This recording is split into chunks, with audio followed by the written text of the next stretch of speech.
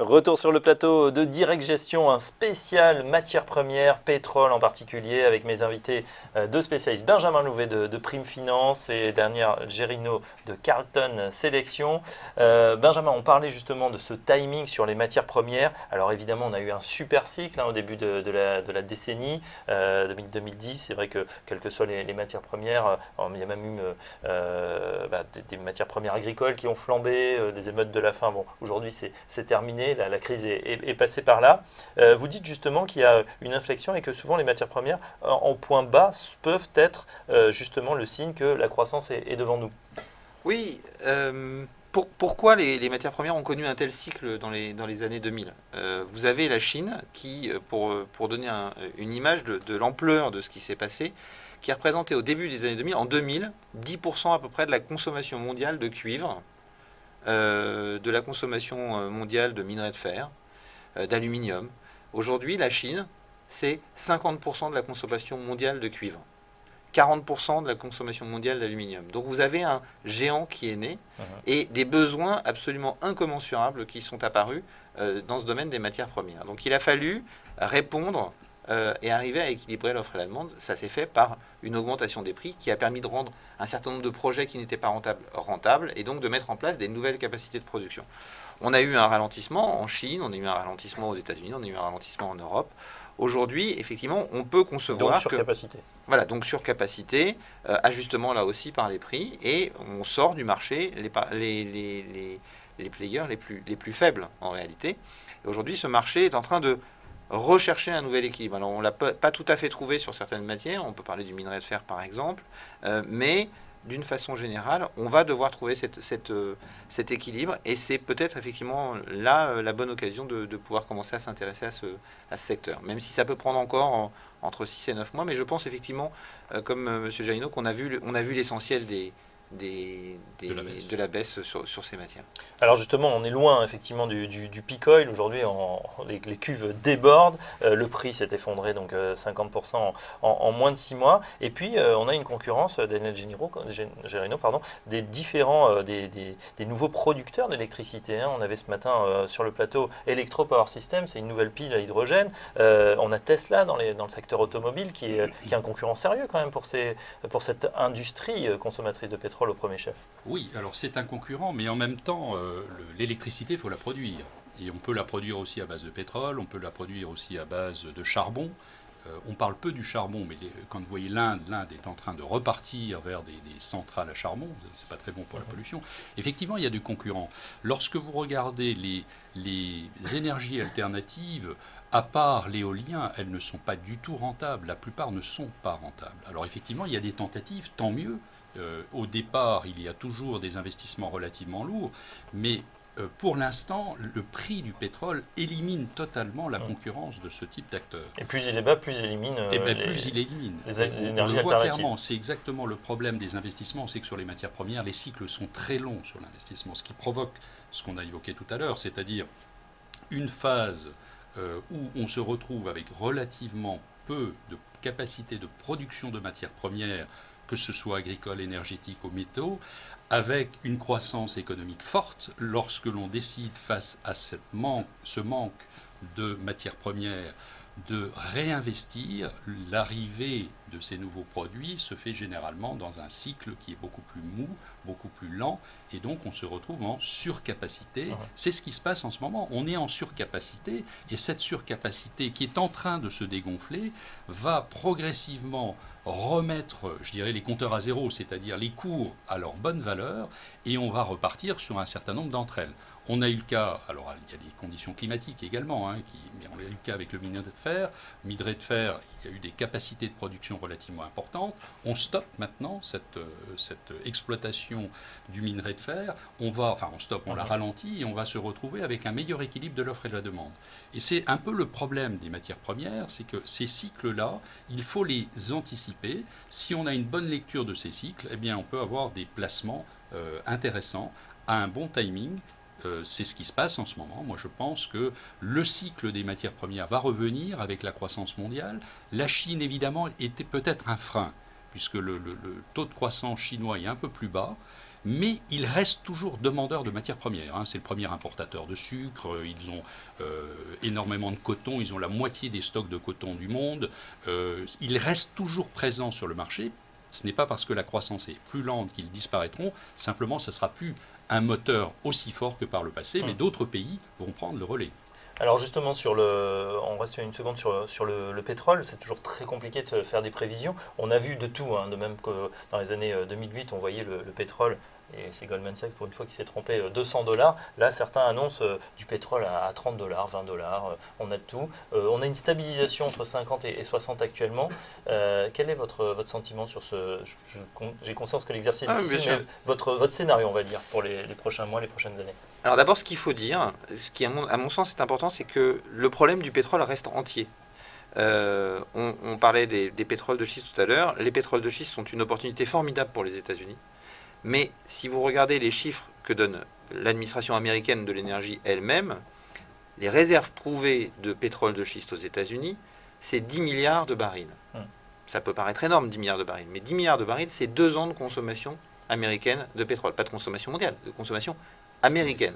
Donc, les Américains vont peut-être aller davantage vers l'indépendance. Je ne pense pas qu'ils connaîtront l'indépendance énergétique pour diverses raisons, mais cette indépendance ne pourra pas être durable. Donc, sur le long terme, on a un vrai problème. Je rappelle aussi un deuxième point, c'est que si on nommait les pétroles de schiste, qui ont une particularité, c'est qu'ils ont un taux de déplétion, ce qu'on appelle un taux de déplétion, c'est-à-dire qu'on creuse, on fore, on pompe le pétrole, il en sort beaucoup, puis petit à petit, le gisement s'amenuise, et donc on en sort de moins en moins. Ils ont un taux de déplétion qui est assez élevé, qui se situe aux alentours de 10 à 12%, avec une très forte accélération au tout début.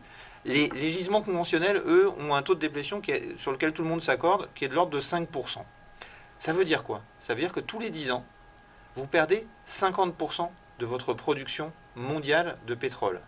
Ça veut donc dire que tous les 10 ans, il faut que vous trouviez 45 millions de barils par jour de nouvelles ressources. 45 millions de barils par jour, c'est quoi? C'est la production des États-Unis, plus l'Arabie Saoudite, plus la Russie, plus l'Irak, plus l'Iran, plus la Libye. J'ai l'impression que vous êtes en train de nous dire que le peak oil, finalement, il risque de ressurgir, peut-être pas tout de suite, mais dans 5 à 10 ans, on peut en reparler. Alors, en réalité, je ne crois pas au peak oil. Pourquoi? Parce que si vous regardez bien, il y a 30 ans, on nous disait qu'on avait 40 ans de pétrole devant nous. Aujourd'hui, on nous dit qu'on a 40 ans de pétrole devant nous. Qu'est-ce qui a changé? Il y a 30 ans, on avait 40 ans de pétrole devant nous à $10. Aujourd'hui, on a 40 ans de pétrole devant nous à $100. Dans 40 ans, je pense qu'on aura 40 ans de pétrole devant nous à $1000. La question est simplement du pétrole aujourd'hui. On connaît de nouvelles ressources de pétrole qui sont exploitables, mais qui ne sont pas exploitables sur la base des cours actuels. Donc, sur le long terme, pour moi, la problématique du pétrole qui n'est qu'une ressource finie, à moins qu'on sache aller en chercher ailleurs que sur la Terre, la problématique du pétrole reste entière, sauf à ce qu'on trouve des nouvelles sources d'énergie.